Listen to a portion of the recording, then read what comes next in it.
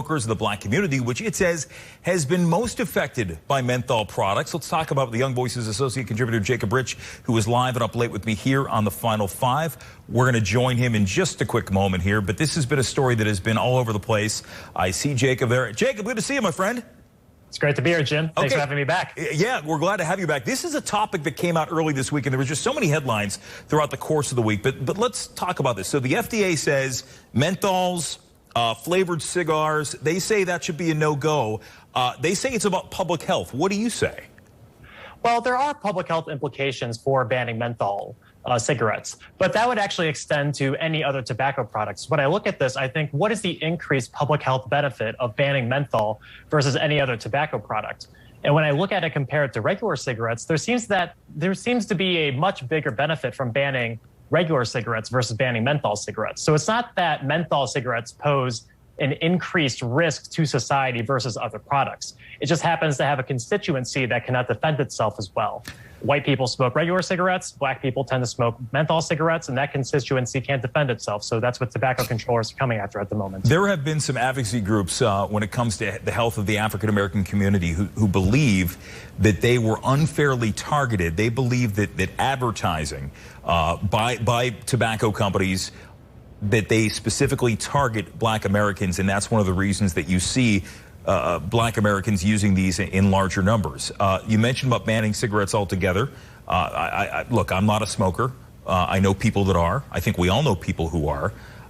Do you buy that argument that because of the advertising? Because we've seen that used when it's come to the likes of Joe Camel, selling cigarettes to young Americans years and years ago. That might be the case, but they're definitely not doing a good job, because if you look at black youth smoke at such a smaller rate compared to white youth.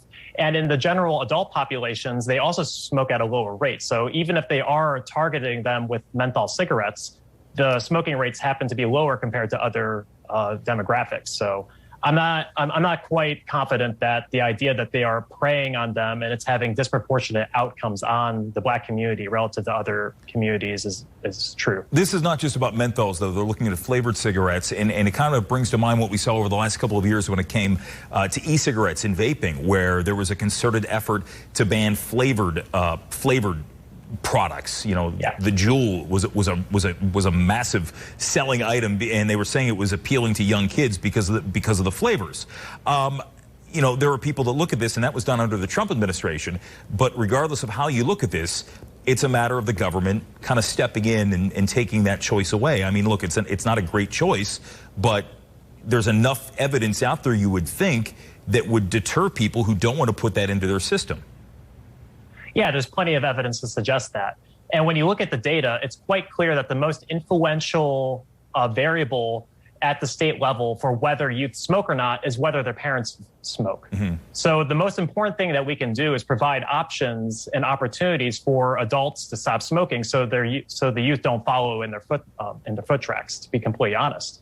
And that's by having access to patches, gums, and even e-cigarettes, which are much safer than smoking. It's interesting you mention that, because I know that I've seen state and local campaigns, anti-smoking campaigns, where they do that, where they're giving people access to these items out there, whether it be nicotine gum or patches, just ways to go through the smoking cessation process. But again, you do bring the government into that, where they're funding these programs, so it seems like in one way or another you have some sort of interference or some sort of involvement by the government. So is that necessary? It could be. If there was absolutely incredible negative externalities, I can see why the government would want to get involved. And back in the 90s, smoking rates were high among all demographics, including children. One interesting government intervention was actually in the United Kingdom, when they were actually funding and providing e-cigarettes and vaping devices to pregnant women. Because pregnant women who have children, if they're vaping instead of smoking, the children happen to have much better outcomes, much better health outcomes. So that was a very interesting public health intervention by them. And here's the facts.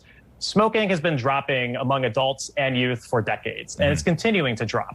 So I think the reason why we have seen such animosity and such regulations going forward is because the constituency that smokes is so small. Yeah. And because it's so small, that demographic can no longer really defend itself. And since everyone thinks it's dangerous, they're just going to keep going forward with the regulations. Yeah, I think when you look at the years in which these studies have come out, and when they really went into schools and went to younger Americans and started talking about the negative impacts of smoking, I feel like I was part of that really first or second wave. I was too. Yeah, so I mean, I remember seeing what a diseased lung looked like, and I'd go home to my mother and go, Mom, you can't smoke. This is what it looks like. But clearly there's much more play, because they didn't tell us at the time about the addictive products that are added to nicotine, or some cigarettes have. So it's a whole process, Jacob. But you know what? This is a good conversation to have, because I know this is something that a lot of people are wondering why this is going to happen. And this will not be something that happens overnight. It could take a year. It could take a couple of years. But the process has started indeed.